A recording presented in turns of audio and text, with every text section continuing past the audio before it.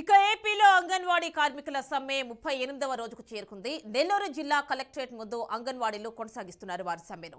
ప్రభుత్వం ఎస్మా చట్టాన్ని ప్రయోగించినప్పటికీ విధుల్లోకి వెళ్లమని అంగన్వాడీలు తమ న్యాయమైన డిమాండ్లను పరిష్కరించే వరకు సమ్మె విరమించేది లేదని హెచ్చరిస్తున్నారు. వీరికి ప్రజా సంఘాలు మద్దతు పలుకుతున్నాయి. దీనిపై మరిన్ని డీటెయిల్స్ మా కరెస్పాండెంట్ మురళీకృష్ణ అందిస్తారు. తమ న్యాయమైన సమస్యలను పరిష్కరించాలని కోరుతూ రాష్ట్ర వ్యాప్తంగా అంగన్వాడీలు చేపట్టినటువంటి దీక్షలు 38 రోజులకు చేరుకున్నాయి. ఇవాళ నెల్లూరు కలెక్టరేట్ వద్ద గడిచినటువంటి కొన్ని రోజులుగా కూడా అంగన్వాడీ కార్యకర్తలు నిరసన చేస్తున్నటువంటి పరిస్థితి ఉంది. ప్రస్తుతం మనం వాళ్ళతో మాట్లాడే ప్రయత్నం అయితే చేద్దాం. అసలు డిమాండ్లు ఏంటి, ఇన్ని రోజుల నుంచి ఎందుకు చేస్తున్నారని తెలుసుకునే ప్రయత్నం అయితే చేద్దాం. ప్రభుత్వం కూడా ఎస్మా చట్టాన్ని ప్రయోగించింది, అయినా కూడా విధుల్లోకి వెళ్ళాలనే పరిస్థితి. ఏమంటారు?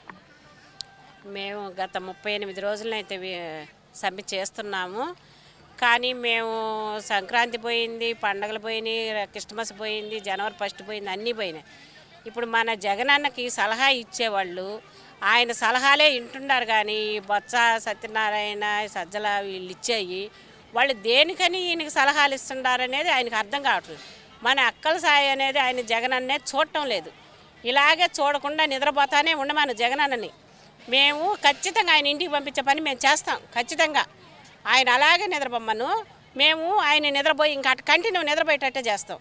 ప్రభుత్వం ఒకవైపు మీకు సమ్మెకి సంబంధించి చేయొద్దని చెప్పి ఎస్మా వంటి చట్టాలు ప్రయోగించింది, అయినా కూడా మీరు వెళ్ళలేని పరిస్థితి. ఏమంటారు? మేము 38 రోజుల నుంచి సమ్మె చేస్తున్నాము. 38 రోజుల నుంచి మీకు తెలుస్తానే ఉంది. 7,000తో ఏం బతుకుతామన్నా మేము? 2 పిల్లలను చావుకోవాలి, భర్త లేని వాళ్ళు ఉన్నాము, రెంట్లు కట్టుకోవాలి. 7,000తో ఏం బతుకుతాము? మీకు నేనున్నాను, ప్రతి అక్కకు ప్రతి చెల్లుకు నేను ఉన్నానని చెప్పి హామీ ఇచ్చి ఓట్ల కోసం తిరిగినప్పుడు అంతా ఔపిచ్చారు. ఒక ఆడదాని బాధ ఒక ఆమెకే తెలుసుద్ది, ఒక స్త్రీకే తెలుసుద్ది అని చెప్పి అంటారు. కేవలం జగనన్నకు తెలియటం లేదు, పక్కన భారతమ్మ కన్నా తెలిసేమో. ఒక ఆడదాని బాధ ఒక ఆడదానికే తెలుసు. అమ్మ మీరన్నా చెప్పండి, మా అన్న వస్తాడు న్యాయం చేస్తాడని చెప్పి మేము అందరం మీకు వేసేము. ఇక్కడ ఉన్న వాళ్ళు అక్కడ తీసుకెళ్ళి గెలిపించాము. ఏం లేకుండా ఫ్యాన్ గిరా తిప్పేసాము. మెజార్టీ లేకుండా ఇంకెవరు వెనక ముందు ఏమి లేకుండా మీరు వస్తారు చేస్తారనే కదన్నా ఒక ఛాన్స్ అన్నారు. తో పాటు మోహన్ రావు గారు ఉన్నారు, ఒకసారి మాట్లాడదాం. చెప్పండి సార్, ఏంటి ఎస్మా చట్టం ప్రయోగించింది అంగన్వాడీల మీద? మాకు అంగన్వాడీ కార్మికులకు జీతం కనీసం 26,000 ఇవ్వండి, 26,000 కనీస వేతనం, లేదంటే ఇంకా ఒక మెట్టు దిగి తెలంగాణ ప్రభుత్వం కంటే 1,000 రూపాయలు అదనంగా పెంచి ఇస్తామన్న మీ వాగ్దానమే కదా. దాని ప్రకారం తెలంగాణ గవర్నమెంట్ 13,600 ఇస్తా ఉంది. 1,000 రూపాయలు పెంచిస్తే 14,600 అవుతుంది. ఆ ప్రకారమైన కనీసం ముందు పెంచండి, ఆ తర్వాత కనీస వేతనాల సంగతి ఆలోచిద్దాం, అప్పుడు మేము సమ్మె విరమిస్తాం అనేటువంటి పద్ధతుల్లో అంగన్వాడీ కార్మికులు చెప్తా ఉంటే, అసలు ఈ ఐసిడిఎస్ మంత్రి ఒక ఆమె ఉంది, స్త్రీ శిశు సంక్షేమ శాఖ మంత్రి.